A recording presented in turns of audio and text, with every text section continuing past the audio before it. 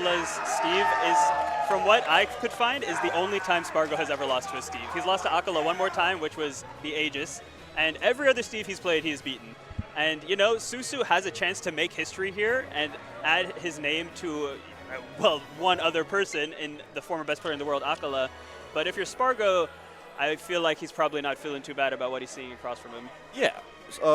We'll say Spargo has kind of a tendency to lose to, like, players you shouldn't, like, respectfully probably shouldn't be losing to. Yeah.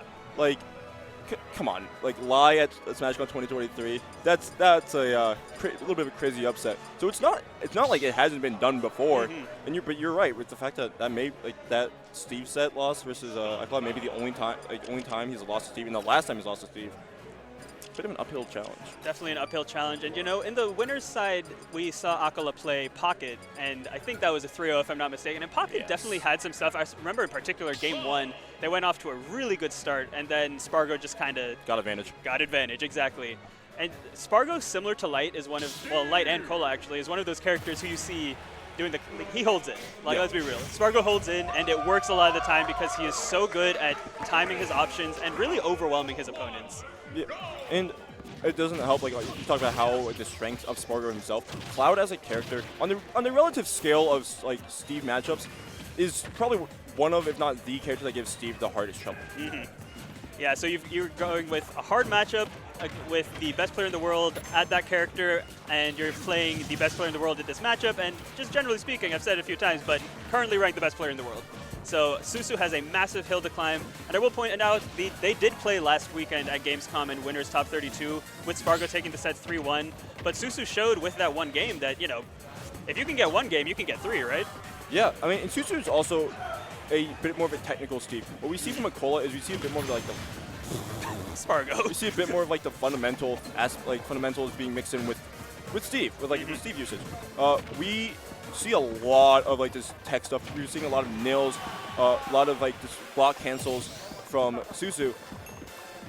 That could be a challenge for someone like Spargo who's not normally fighting a character like that.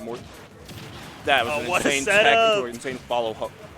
You usually see the Steves taking advantage of that block above the ledge, but Spargo was so ready with the dash attack to even things up quickly before Susu could get momentum with one of his many crazy confirms. I mean, I just remember the Light set. He had the one, like, the down tilt into the minecart into the turnaround bear that killed at like 60. And we're seeing here... Messing up the last nil, though. That would have been a huge lead if he could have finished it off, but not going to do just yet.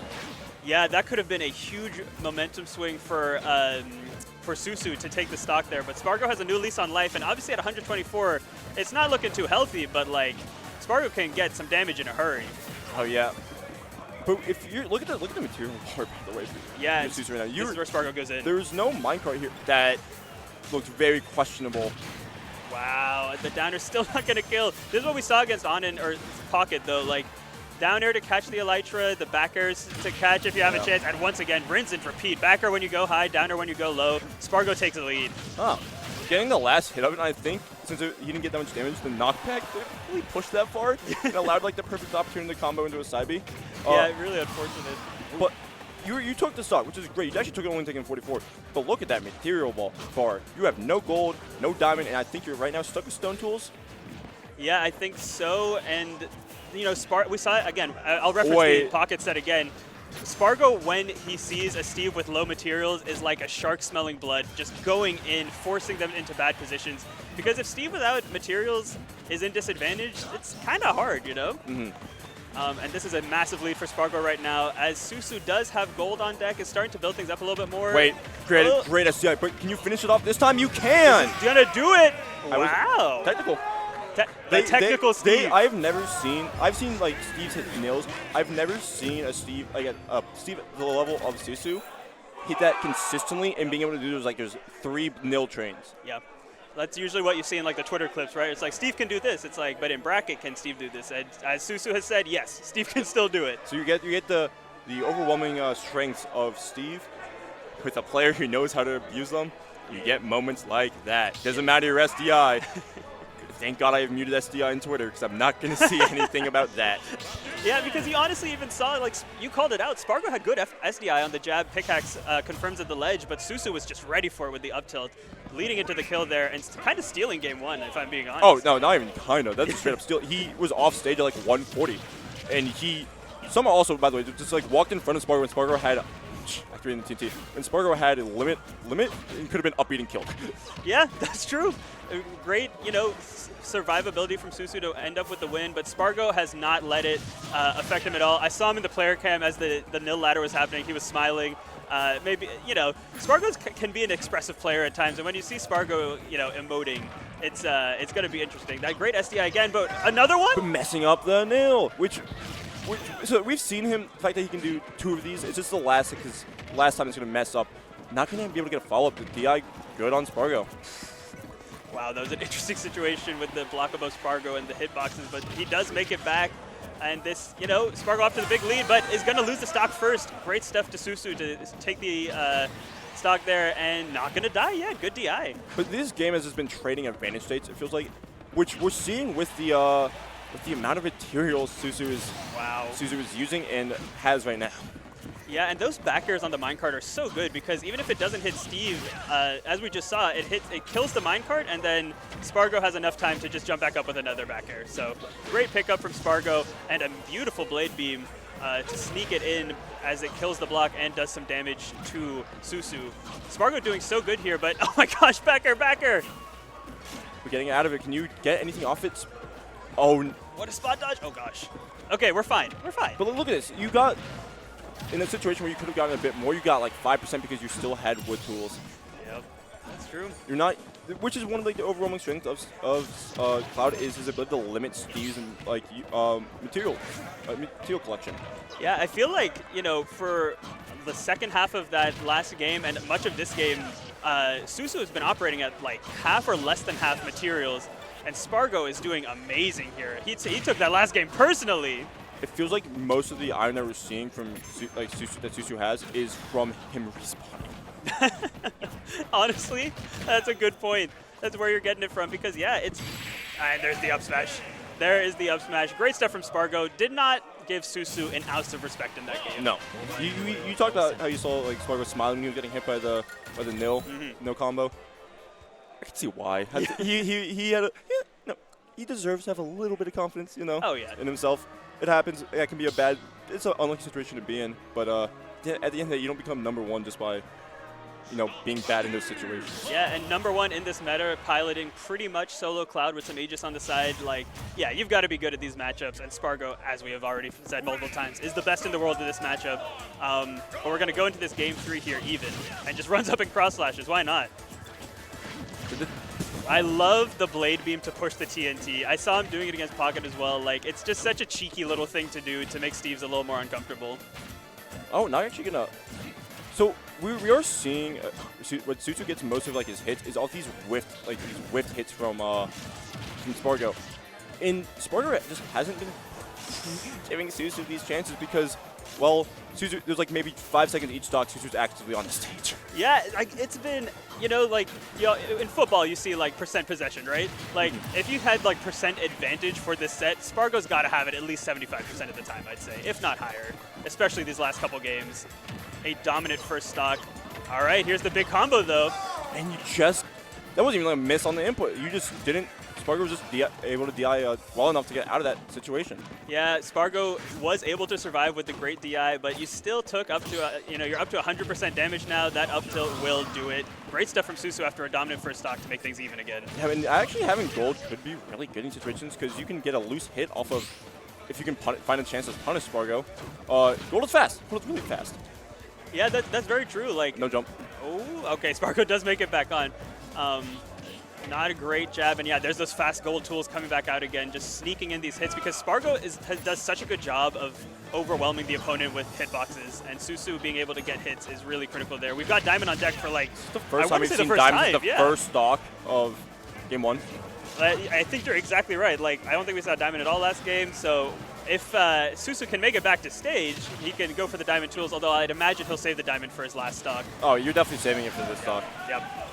Not a bad material lineup here, a good bit of iron and diamond, but again, you've got to find the time to capitalize on those resources, and Spargo has been absolutely suffocating here.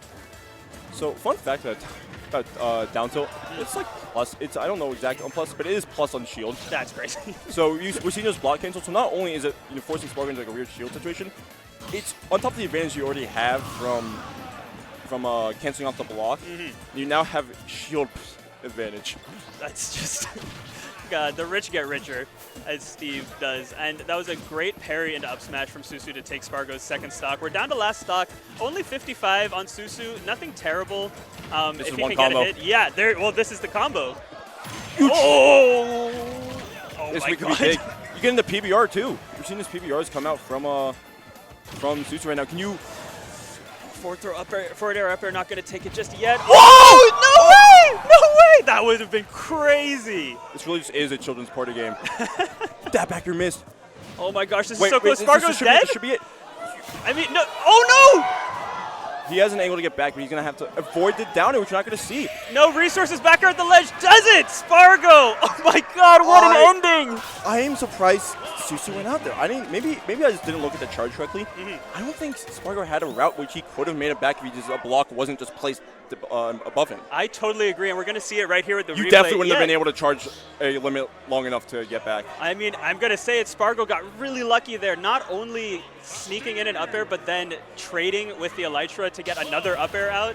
And then, yeah, Susu just not ready with the neutral getup, and Spargo capitalizing right there. What a game, and that was a critical game because the way Susu was playing, it was looking like 2-1. As it says on the screen right now, it is 2-1 to Spargo.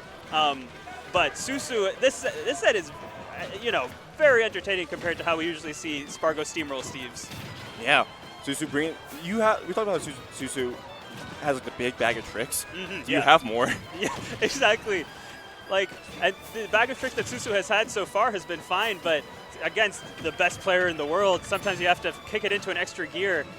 Oh, and Spargo going to lose limit there as he went a little bit too deep, but doesn't even matter with how much damage you're doing. Oh my gosh. Yeah, the nair. And even those times you manage to get out of those situations where you normally see Spargo kill Steves with that down air, that back air, you're putting yourself right back. You're getting put right back at the ledge. Still living here, but you have very little materials where it doesn't feel like, even like respawn doesn't give you an advantage at all, right? You don't get space to craft. Because what are you going to craft? Right, exactly. And, oh, okay, never mind. I was about to say something, but let me shut up. Susu evens it up again. Thanks. You hear the Steves going on in the back. Oh, the air dodge in. Yeah, this can do some damage. And, credits to Spargo for never being too thrown off by, getting killed like that. All right, we're going up again, and the PBR back here. Wow. Boom! Give it 5 big moves. DI out again. The exact same scenario as last game where on the left side, Spargo DIs out and avoids the up smash to get new leaks on life. Minimal materials from Susu here if Spargo can capitalize. Forward air does not get the spike, but it does do damage. And now, like you were saying, back at the ledge, down air. You have to also air dodge at that point to get, because you're not going to snap to it. Right. Obviously, you're a little bit below, but you can, air dodge and cancel that a little bit and get a little boost. And by doing that, though, your body becomes kind of just a limp, like Slim Steve, which is perfect for those 2-frame situations. And then we saw it right there as Spargo spikes Susu to the depths. Oh, no! Look at that. Nick Nister calls it out, and Spargo's like, you know what? That's a good idea. Up air, up B. Beautiful stuff from Spargo.